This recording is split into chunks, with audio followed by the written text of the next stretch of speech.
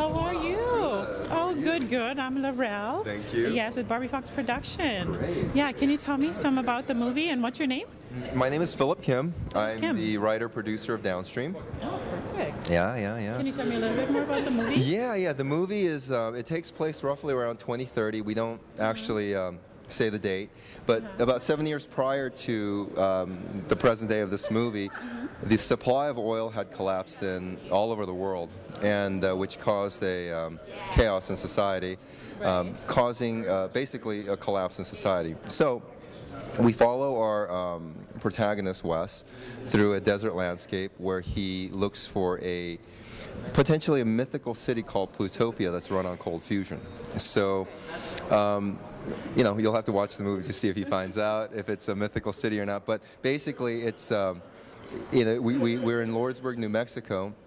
It's a small desert town, and crime has gripped it. There is no more law enforcement, and the local warlord Tobias basically runs everything. He's the new age Walmart, and you got to go through him to get anything. So our hero has to figure out how to get the last of the biofuel to get out of this little town to seek Plutopia.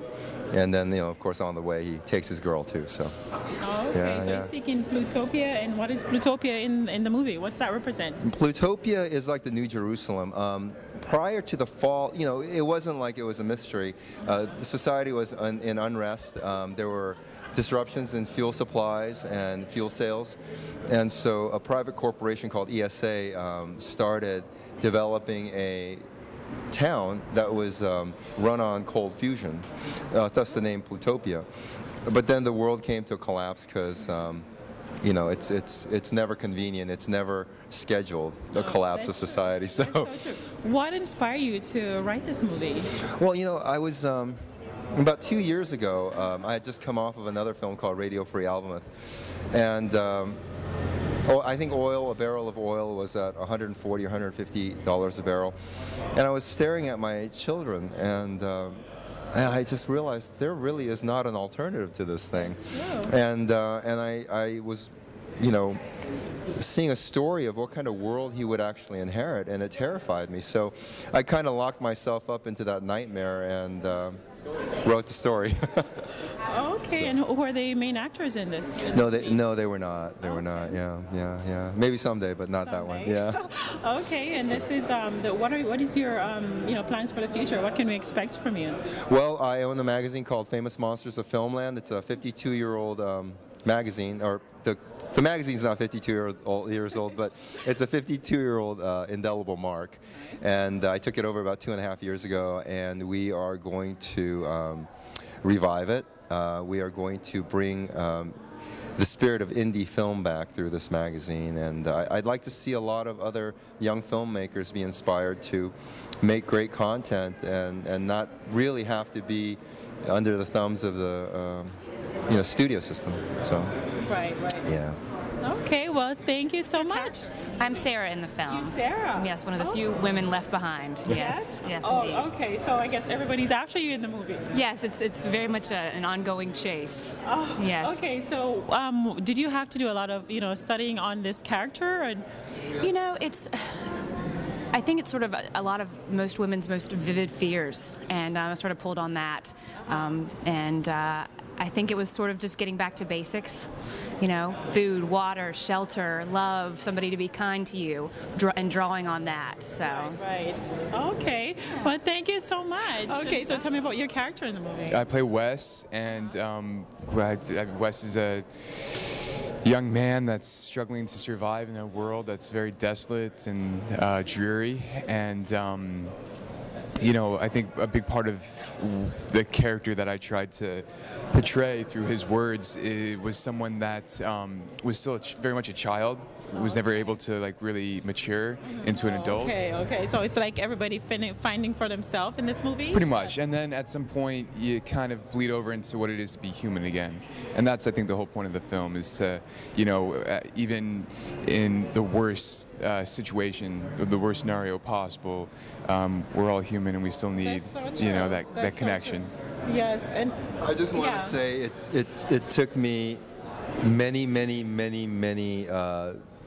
casting sessions and hundreds of people to find these two fine actors. So tell me a little about it. How did you find them? well, we went through a normal casting. Agents submit submit their actors and managers for the role, and we started out, and there were a lot of fine actors. There are. This town has just more talent than you can possibly imagine. But I was looking for two very thin people who looked like they were, hadn't eaten for a while, right? And they hadn't. So no, so that's right. And just out of it's weird as a person looking for writing the story and looking and having imagined what these characters look like, and then going through these auditions, and they can get the essence of it. Actors can get the essence of the character. Yes. But the physicality is also important. So we had found, many fine actors, but I was like, I'm looking, like for instance, I couldn't, I couldn't really cast a blonde-haired, blue-eyed woman because in this dark world, I wanted her to look longingly and have darker features and have really sad, suffering eyes and beautiful also. So that's a tall order. So and we found it. Oh my goodness! And Yeah, I know. He's like a superhuman being. Come on in. And your name? Matthew Evans. Matthew Evans. yeah, and this is young Wes. Yeah. Yeah. This is young Wes. Well, he was a lot younger when we were. Yeah, I was like this tall back then. So. Okay, so he developed and grew, and then the character changed. Well, they were flashbacks. Wes would have these horrible nightmares while he's roaming around in the desert, and he would always fall asleep out of just pure fatigue, and then he would wake up from these nightmares, and it was always about when he was younger, right before his parents were, killed, basically. And so, he's an amazing young actor. Okay, is this your first role? Yeah, well, in a major film, yeah.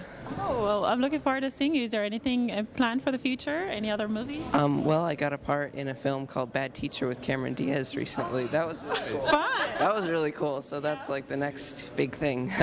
Nice. Well, we'll look forward to seeing you. Okay, well, stick around. Yeah, we're shot here. Everything. No. Actually, I wanted the past beautiful world that we lost prior to our indiscretions. We shot that in Northern California, where it's pastoral and green, and then the dark desert world we shot in L.A. County, because some parts of it looks like the apocalypse actually hit already. So sorry. Yeah. On here in LA. Absolutely. So yeah. Versatile. In terms of research, I think I just went to a place of everything that I know and love had been taken away, because she's very much alone in this world. And Last woman standing. last woman standing, and eventually she crawls. So it's but she's my hero. What can we look for you in the future? Southland. Southland. What is Southland? Show. Okay. And it's NBC moved it to TNT. Yeah. So we're rooting for that show big time.